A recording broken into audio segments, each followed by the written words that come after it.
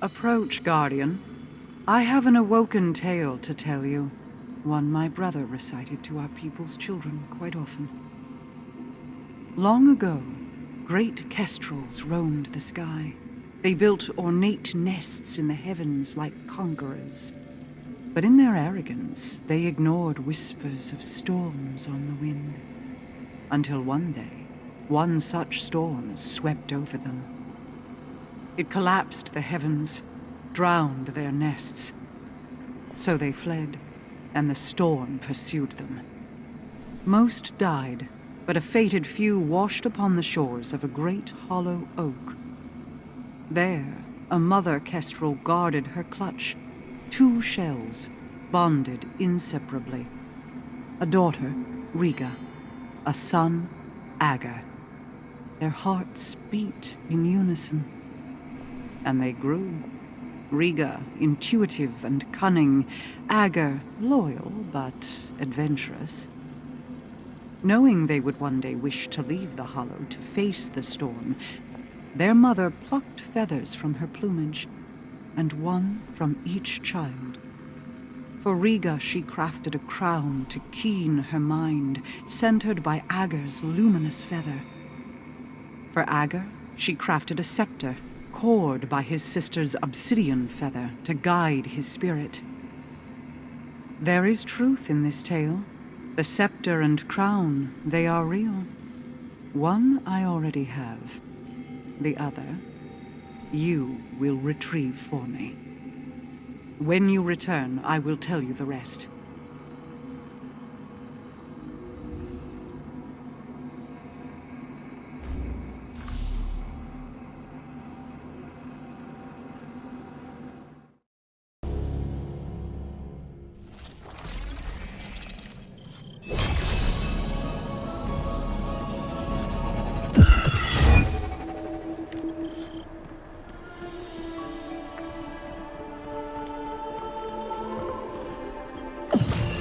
This is the gatehouse.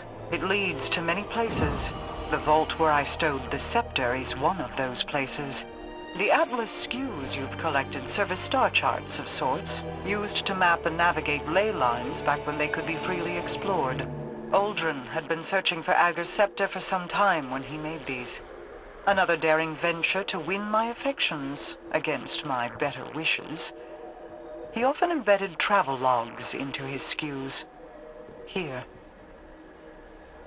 Sister, I wonder when the spies you have following me will find these.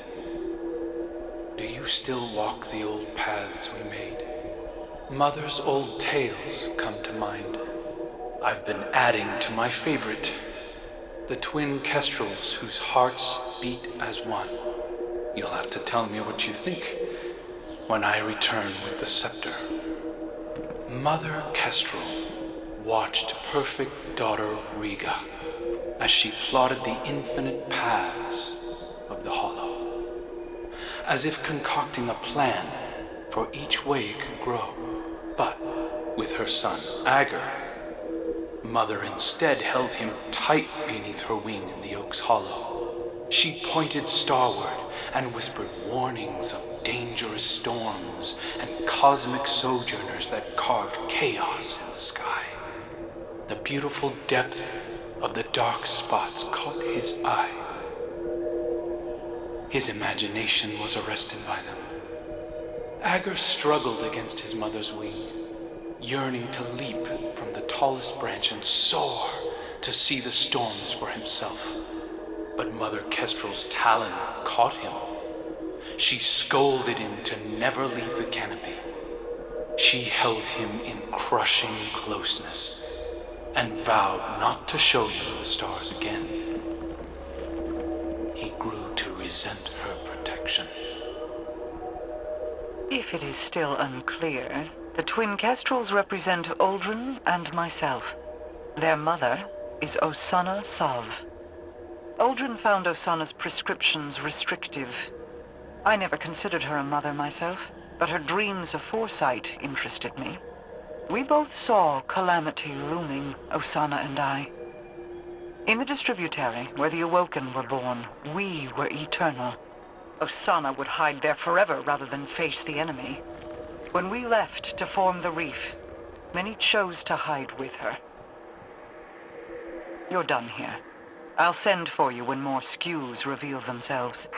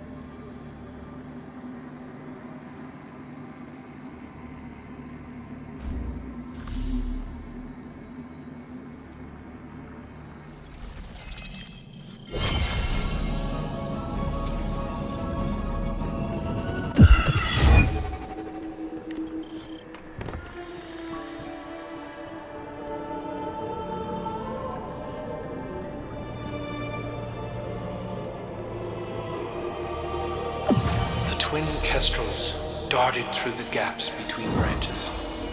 The leaves formed verdant pathways. Predictably, Riga first, with Ager close behind. In those pathways they traded secrets. Secrets Riga whispered to the flock, hoping to push them beyond the hollow, beyond the forest. Most nights, Riga and Ager sat beneath the stars to dream. Twin hearts sounding a duet of beats. Like ours, Mara. I still feel yours. Still distant. In this story, Ager fixated on the dark clouded pox that marred the night above the canopy.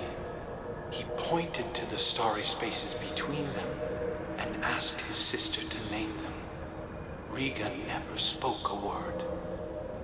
She already knew all their names and didn't want to crush his spirit. How charitable. One night, Ager grew impatient of her silence and pointed to one of the dark spots as it roared with thunder. "The storm is singing to us," said Ager. "We should sing back to show it we are not afraid." Riga wove her voice with his, and the thunder resounded. She did not sing with him again after that night. Rare to see stars in the ascendant plane. I wish we were doing this together. Why hide the scepter if it weren't a test? I understand Awoken history is not your strong suit, Titan. I will teach you. When the Awoken people came into being after the collapse, I was the first. As first, my chosen form defined what an Awoken could be. Thousands followed my example, willing themselves into existence within the distributary. Some, like Uldren, required help. His mind was like an unsteady fawn. No surprise he was unable to do it on his own. So I guided him, filled the gaps in his memory. I gave him a star to follow. He was bonded to me, and his devotion spiraled into pathetic recklessness. Even through death, he hasn't outgrown that dependency. I see it in him as he looks longingly to his ghost for answers. To you.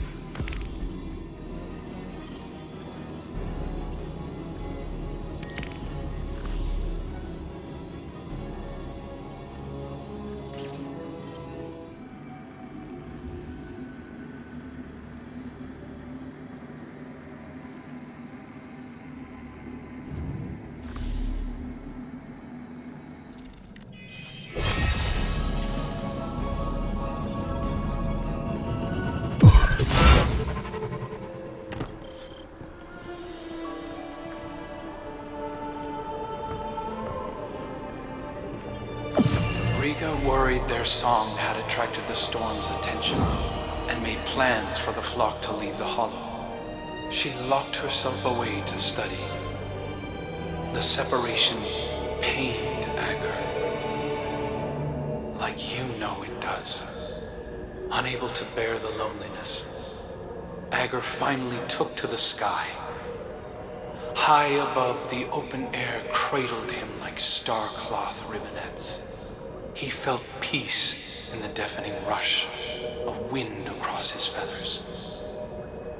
Once he found them a new home, Riga would love him as he loved her. She would offer him the scepter their mother had crafted for him. The scepter that Riga selfishly kept. But as he approached the forest's edge, night fell and thunder shook his heart. Ager saw a great storm building on the horizon. Had he the scepter, he could have fought. Instead, he listened, straining through the thunder for the faint, secondary beat of Riga's twin heart. Through lightning and chaos, he followed it home. Ager told Riga of the storm, the forest's edge, and the gleaming bulbs of starlight clashing overhead. She didn't scold him or tell Mother Kestrel. She listened and heard the possibility in his tale. Gratitude. Imagine that. In another life, I'd have appointed Aldrin Dominion of the Reef's borderlands to expand and connect the kingdom under my reign, Ager's Scepter in hand. He would have used it to open doors and challenge foes best left alone. He was not unlike a guardian already, and he would have died before his time. Aldrin's fall was a predetermined point, so I hid the scepter away and gave him something safe to chase. He often strayed from that path.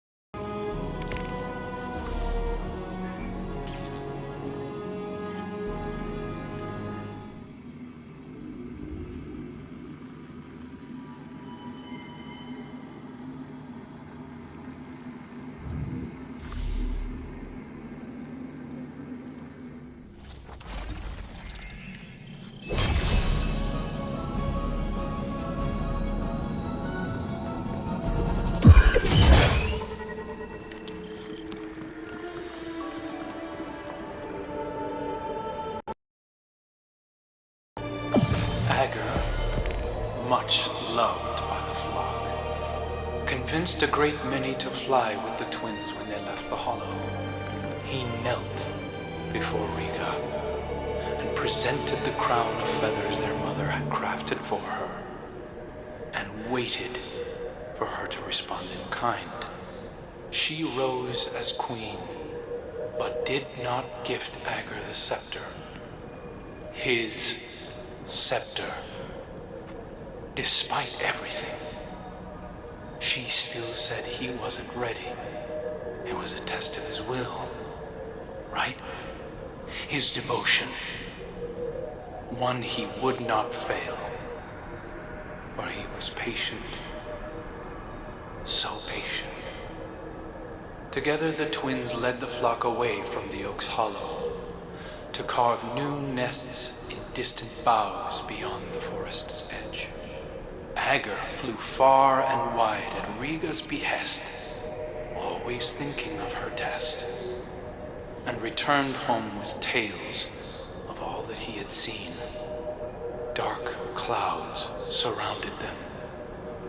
Fires burned within trees, split by thunderous bolts. His twin kept his words close. Riga scattered prophetic bones and traced their curvature like weathered oaken bends. In them the signs were clear. A great storm did indeed approach, they in its path, and so they prepared themselves for war. I wish you'd just give it to me. I could use it to help us face what we both know is coming. It doesn't even belong to you. This coming storm he speaks of was the flashpoint. The battle of Saturn against the Taken King. It was the shift from stability into dissonance. I failed to shape Uldren in accordance with my goals, but if I were to take all that he was and reveal that past to him now, would he be my brother? Or is it only his echoes that remain? I see many of those same beginnings leading now to different ends. Tell me, would you be so forgiving if Crow carried more of Uldren with him? Would you still accept him?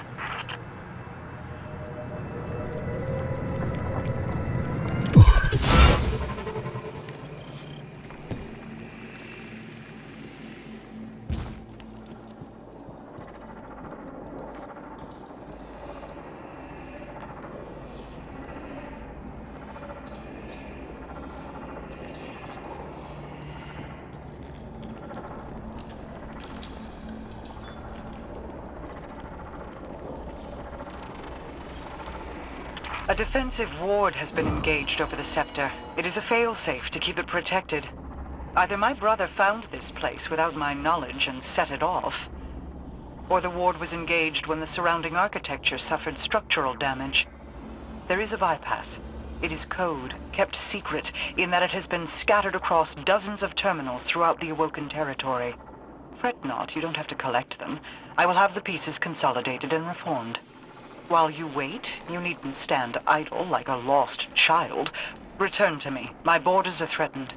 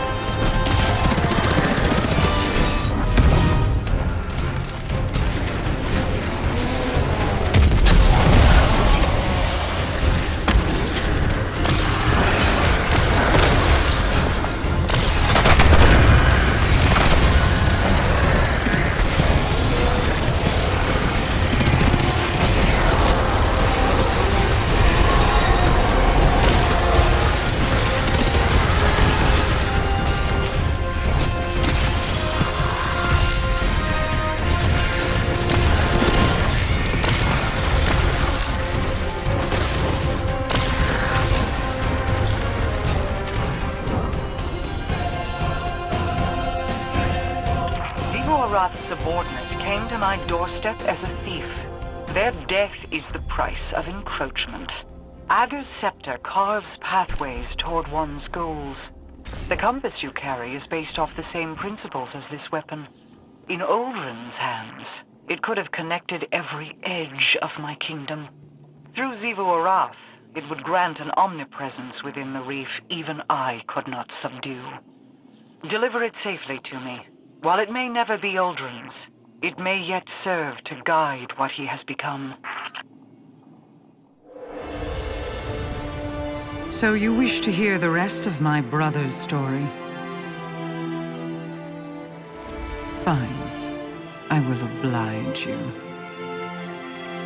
When the storm came, Riga and Ager rode the winds to meet it. A fleet of talons at their back. A great battle ensued. The storm took, as was its nature. Many fell, Ager among them. Riga could only watch as he tumbled down, down, down, until her heart beat alone. She dove into the storm, giving herself to destroy it. Riga's spirit ascended higher into the sky, where she hoped to reunite with her brother. Instead, she met the thing that sent the storm. A bottomless well of grief, unreachable by reasoning or bargaining or violence. A voice in the darkness. And so, Riga gathered her feathers into an aegis of wings to shield the world below. But over the years, feathers broke away. Futility wore thin her resolve. Then, one day, her heart began to beat as it once had. Doubled, distant, but different. A beautiful echo.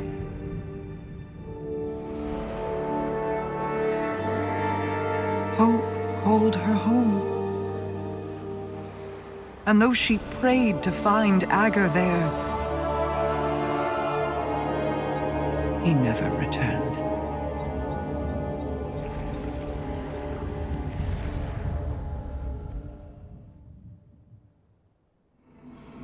I still feel Uldren's heartbeat somewhere out there. When your crow first stood in my halls, I saw an ember of my Uldren burning in his breast. Curiosity, and a sibling fondness, told me I could stoke that ember.